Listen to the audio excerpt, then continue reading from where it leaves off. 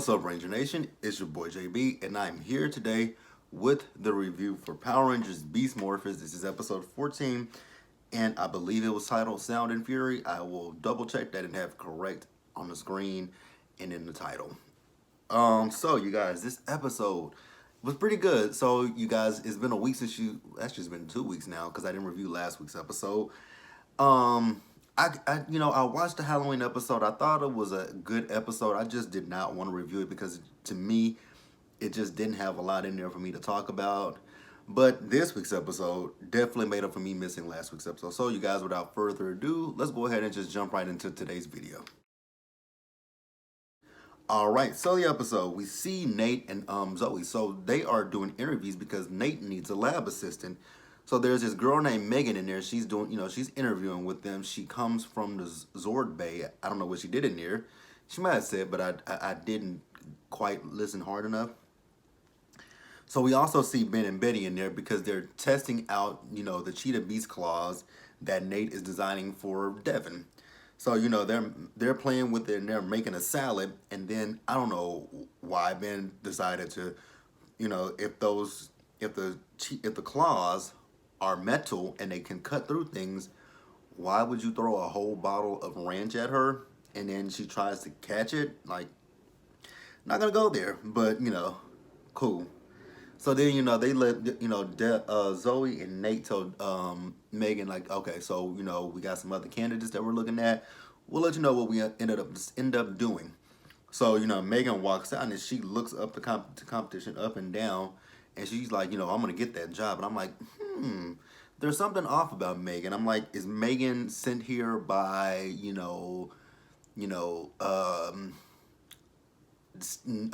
Scrozzle, who else? Scrozzle, Blaze, and Roxy. I don't know, I can think of them for the minute. But, yeah, I was just wondering if she was sent to, infiltrate Grid Battle Force. Because we saw it done before. So then we see Zoe. Zoe is at a movie. She got a movie ticket. And then she walks down. She's like, oh, Nate, you're here. And he was like, you like this movie as well? She was like, yeah, I like this movie. Yeah, I do. I'm like, Zoe, you're not convincing that you really like this movie. Like, I feel like this is a setup. A good setup, but a setup nonetheless. Like, I'm like, Zoe, you don't like this movie. Like, Nate didn't even think to go deep. Like, if you see somebody in a movie that you like and it's something that you wouldn't think nobody else would like, oh my God, you like this movie? Like, I love so-and-so about this movie. And then, they could be like, yeah, I love that too. Like, and then, it's kind of like how superhero fans are. Like, when you go to see Marvel movies, Power Rangers movies, like, you meet people that you'd be like surprised to see there. And you'd be like, you like this too? Or like, and they can, they can name off facts about the movies. I'm like, okay, I see where this is going. And I'm like, okay, I see where this is going. This is cute. Very cute for Zoe and Nate. Really cute. So we're going to move on, you guys. Alright, so we jump to the cyber dimension. So in the cyber dimension, we see Scrozzle. So Scrozzle is telling Evox and Roxy a story about how he escaped from Vargoyle. So then Blaze comes in with Tubatron, and they're like, wait a minute, so you come back in with the same exact monster? He was like, no, this is Tubatron 2.0. I'm like, oh, 2.0. So what's so different about 2.0? And even they asked, what's so different about this monster? So he says, you know what? You had a plan, Roxy? I have an even better plan for this monster. She says, what I'm going to do is I'm going to power this monster up using Fury Cells. And Squad's like, wait a minute. Those are mine. You stole those. And, Blaze kicks him. And, Evox tells him, okay, cool. Whatever you have planned for this with these Fury Cells, you do it. Make sure that it goes off without a hitch. I'm like, oh, this is coming. I mean, we're talking to Blaze, who's a complete screw up at this point. And also, Scrozzle said that those Fury Cells are the last in the universe. I'm like, oh, okay. And why does he have them? I mean, we know he messes everything up. So I would have told, if I was Evox, I would have said, you know what? Give those Fury Cells back to Scrozzle. Let Scrozzle come up with the plan, and we'll go with Scrozzle's plan. We're not going to go with your plan, but thank you for finding those Fury Cells. But we're gonna go with what old Scrizzy here says. Like, I mean, come on. Blaze has not done anything right. I mean, Roxy hasn't really done anything right either. But, with Scrozzle's plan, she does have at least two. She has two Rangers, animal, spirit, animal DNA, whatever they, their enhanced form. So she's the only one that has that. So I mean, I guess she's not as bad as Blaze is, but she's not as good as Blaze. I mean, they're not. They're equally yoked. She just has a one up on. Actually, has a two up on Blaze at this point. All right, you guys. So then we see Nate and Zoe. So they leave the movies, and Megan is lurking in the shadows, and she spots him. I'm like, oh, interesting. So then, she's like, oh, so they're on a date. Okay, gotcha.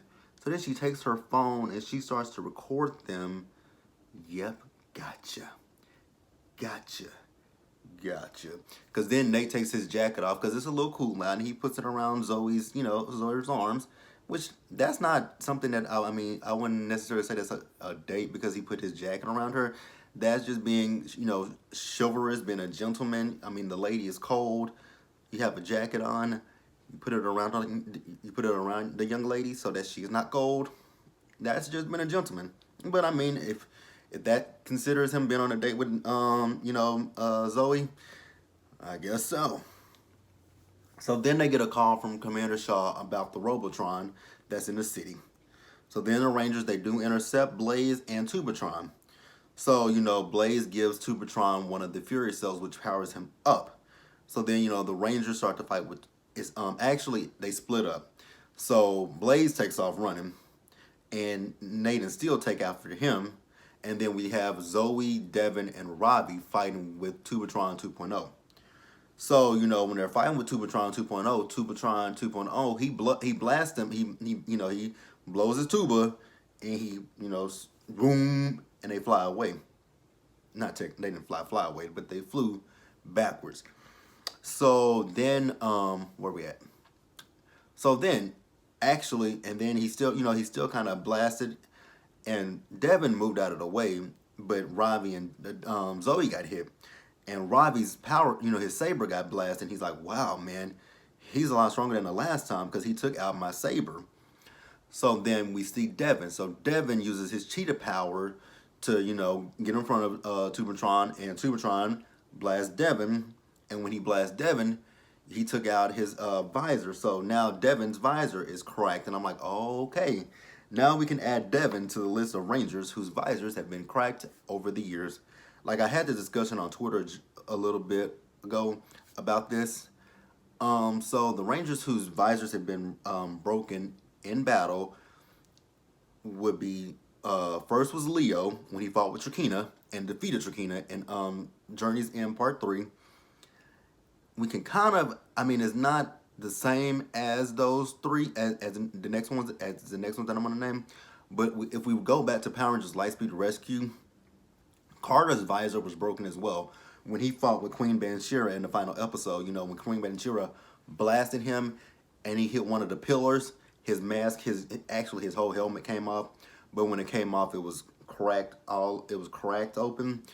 So we give a little leeway to Carter, but not a lot, but a little. And then next was Wes in Power Rangers Time Force when Mr. Collins found out that Wes was the Red Ranger. So I'm wondering, when is Mayor Daniels going to find out that Devin is the Red Ranger? I really just wonder. I don't know. I haven't watched the full season, so I don't know. Please, in the comment section, don't tell me what episode it is. If it's coming up, just say, hey, it's coming up pretty soon. Just let me know that. Don't tell me what episode. Just say, JB, it's coming up soon. And then now we have Devin, whose his visor is cracked. But you really couldn't, I mean, you could see Devin's eyes, but you, not to the point with, with Leo, Leo, you could see him. And Wes, you could see Wes's face. But with Devin, you could just kind of see his eyes. So I'm like, yeah, okay. I'm like, okay. You really wouldn't be able to tell that that's Devin. But I guess his dad would know his eyes and be like, wait a minute. That's my son. Devin, when did you become a Power Ranger? Oh, I just wonder what, like, cause Mayor Daniels, he was not on board with this. So I'm really ready to see what his expression is, his thought pattern. Like I'm ready to see everything behind him finding out that Devin is the Red Ranger. Cause I'm ready for it. But so then like I said, Tubatron 2.0 stronger than ever. So then Cruz comes in to save the Rangers. So he takes Zoe and Ravi back to Grid Battle Force. Nate and Steel are able to take one of Blaze's Fury cells, and then Devin was able to get away from Tubatron 2.0 as well. All right, you guys. So back at Grid Battle Force, so the Rangers are talking to Commander Shaw, and they're telling her like, "Yo, Commander Shaw, Tubatron 2.0 with that Fury Cell, he's extremely strong. He took out our weapons, like he messed up our, technology. He messed up everything. So we are not going to be able to beat him with this technology that we have." And then, Nate was like, well, me and Steel were able to steal this Fury Cell from Blaze. If they were able to power up Tubatron, maybe I can use it to power up some of our weapons. So, Commander Shaw tells him, okay, you guys go take care of that. So then we see Nate and Zoe walking, and because she told him, get your assistant to help you. And Zoe says, so you picked an assistant? He says, no, I haven't picked an assistant. He says, but I trust you I trust your judgment so much. I want you to pick one of the assistants, pick the assistant for me. I'm like, cool. So as Zoe's walking, she runs into Megan, and Megan is, adamant about getting this job. And Megan's like, okay, so, I saw you and Nate on a date, and she says, in a Grid Battle Force Ranger, in a Grid Battle Force handbook, it says Rangers cannot date other Rangers. I'm like, oh, so you're gonna blackmail her to get this job, and that is exactly what Megan did. Megan blackmailed Zoe to get this job, and I'm like, wow, we really went that far. Like this is the first time in Power Rangers history that I've ever saw someone blackmail somebody. Well, no, it ain't the first time, but wow, she really blackmailed her to get a job. So we do see that Zoe got her the job, and I'm like, wow, so Zoe really got this girl the job. So she's in the lab with Nate, and Nate is, trying to test out the Cheetah Beast claws. And he tells Megan how much Morphex energy to put into the Cheetah Beast claws. He tells her half, and she's like, but your calculations are all wrong. He says, no, my calculations are not wrong. My calculations are right. Do what I say. Like, put that much in there. So, she gets the Morphex energy, and she opens it, and she pours all of it in there. I'm like, that's going to be a recipe for disaster. So, she does that, and she turns it on to test it out. But when she tests it out, it goes haywire, and it flies around the room. It flies around Ben and Betty. It shreds their clothes, and then it finally lands itself. So then we see Megan. So Megan went to Commander Shaw to tell Commander Shaw like, yo, Nate's calculations were all wrong. I tried to tell him that they were wrong, but he wouldn't listen to me. And Commander Shaw was like, that doesn't sound like Nate at all. And then Zoe overhears her. So Commander Shaw was like, can you go get Nate for me? She's like, sure. And then she's like, again, Zoe's like, that doesn't sound like Nate at all. So then Nate comes into the in there where Commander Shaw is, and he tells Commander Shaw like, this is all your fault, Megan, because look what I found. I found all this Morphex energy. I told you to put half in there, and you put it all in there. And she was like, what did she say? Hold on, you guys. My phone fell and with my notes in it. Actually, I know what happened. So she's what did she say? Hold on. Oh gosh. Sorry, you guys. I didn't mean to do that. It fell a few minutes ago, and I just lost it. Oh, okay. So back to it. So Megan was also trying to say that when it comes to Nate, he's a ranger and he's in the lab. So maybe it's a little bit too much for him, and she should take his position. So and then Nate was questioning Zoe like, why would you recommend her? like she didn't do what I said. And Zoe was like, well, the reason why I recommended her is because she was blackmailing me because Nate and I, we didn't go on a date, but we were at the movies at the same time. And then, she shows Commander Shaw, well, she tells Commander Shaw, yeah, I didn't do that. And I recorded them. I can show it to you. And Commander Shaw was like, no need to show me that. Security, come get her. She's fired. I'm like, cool. And then, Nate was telling Commander Shaw, he was like, yeah, it was just coincidental that we were there at the same time. And Commander Shaw was like, I believe you, Nate. I'm like, aw, look at that. She believed him. I mean, and coincidences, things do happen. I mean, there's no telling how many movie theaters are in, the town. So, it is possible. Because in my small hometown, it's definitely possible. So we're going to keep it moving, you guys. All right, so next we have the Rangers. So, they're, you know, Tubatron is back in the city and they're fighting him.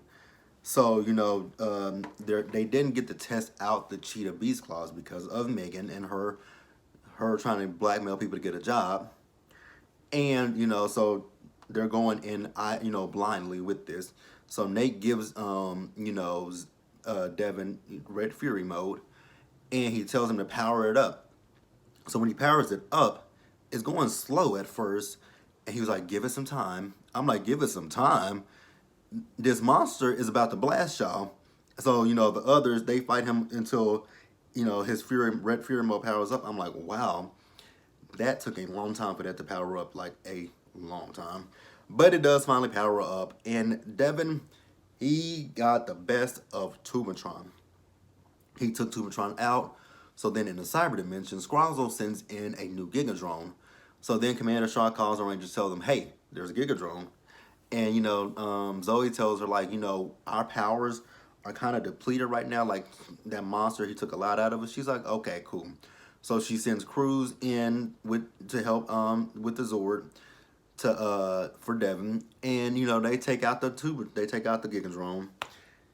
And then, lastly, you guys, so we are at the Riptide Gym, and Zoe is at the little bar. She's ordering something, and Nate comes up, and then, Zoe has to admit to him, she's like, so, I actually did go to the movies because I overheard you say that you were going to go see it, and it kind of was a date for me because I kind of like you as well. I kind of like you. And Nate was like, you like me? She's like, yeah. He's like, that's funny because you remember those flowers that you got on Valentine's Day? She was like, I do remember those flowers. He was like, well, they were from me because I like you as well. And I was like, that is so cute. Now, I don't understand why in the Grid Battle Force handbook they had that rule that Rangers can't date other Rangers. Like, I don't get that part. I don't get a lot of that. I don't get. What's wrong with Rangers dating other Rangers? It's not like they're brother and sister, but I mean, I just don't understand it. But you guys, that was this week's episode. I thoroughly enjoyed the episode. So be sure to like the video, leave your comments, subscribe to the channel. Also hit the bell notification button and share the video, and I will see you guys later.